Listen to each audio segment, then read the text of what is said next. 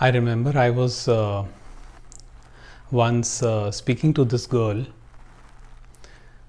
She must be in her mid-20s, and she was a lot confused about spiritual progress and material life. So her question was that, should I go towards spirituality or should I pursue a material life like getting a job, getting married, and so on and so forth. And this was actually quite a problem for her. And my question to her was, how do you separate material and spiritual? What do you think is different in spiritual and material? Because I don't see a difference.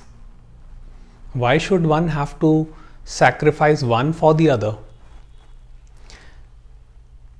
Because sometimes in life we face financial challenges, and those challenges teach us about life. So if a situation is there and it's demanding attention, then that means that the resolution has to be found there first.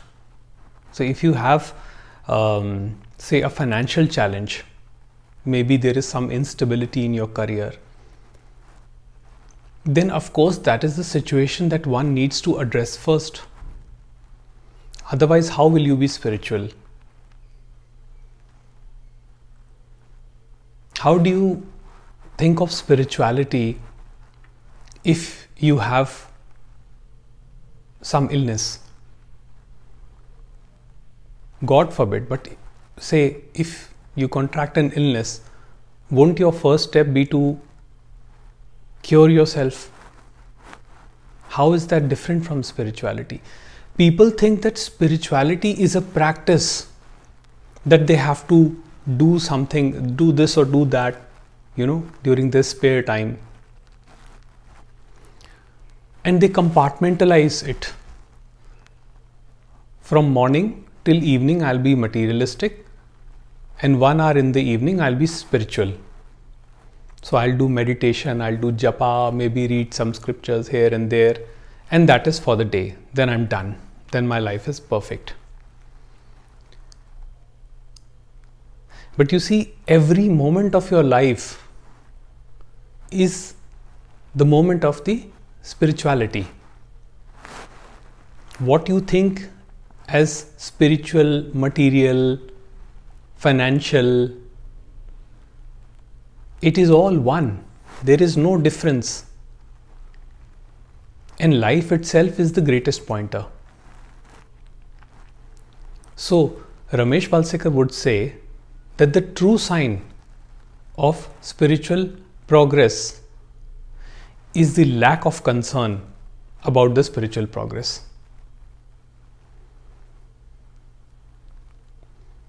If you are just focusing on 1 or 2 activities and you think that that is what is driving you towards spirituality, then probably you are deceiving yourself.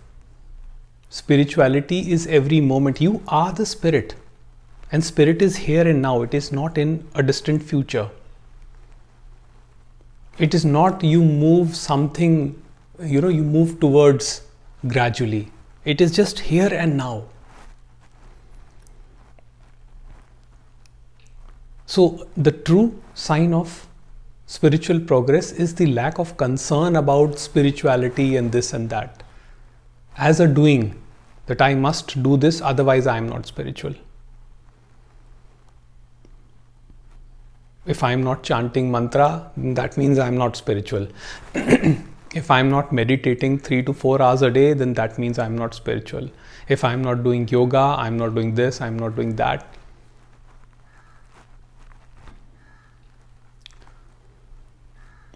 Spirituality is about observing life, observing the unalterable flow of life, or what is. The recognition of what is itself is the greatest point, the greatest spiritual progress, if you want to call it that. Otherwise, you already are spiritual. So there is no need to do anything to be spiritual other than to observe the flow of life as it happens. And when it is the will of God and destiny of the mind-body organism, that is you, this complete understanding comes that I am not the doer of any action. And things simply happen the way they are supposed to happen as per the will of God, or call it cosmic law. That acceptance brings about a sense of peace and calm. And that peace is not disrupted by what is happening in the daily events.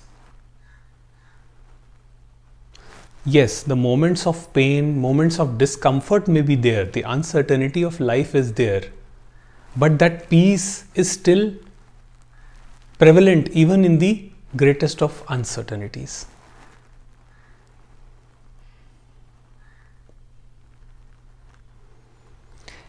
And then there is another thing, the concern about getting enlightened, the anxiety for liberation. When one is free from that, knowing that what you are searching, you already are, then even that brings a lot of peace. So deep down, what you are yearning for is peace of mind in daily living. You know, we get so concerned about afterlife, birth, rebirth, and things of that nature. It's just that this individual entity or ego is actually seeking continuity. It wants to feel safe because the ego is constantly in survival mode.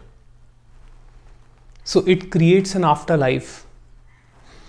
It creates rebirth. So it says that, okay, I have to do good deeds in this birth so that I become comfortable in the afterlife.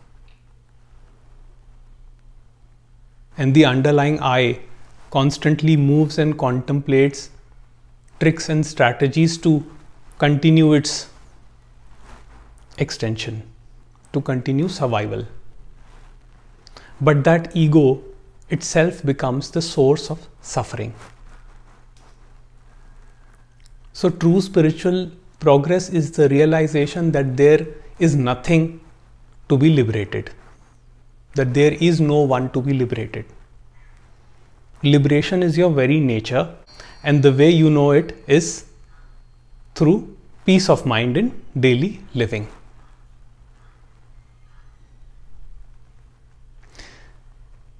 So there is no greater pointer than the peace of mind.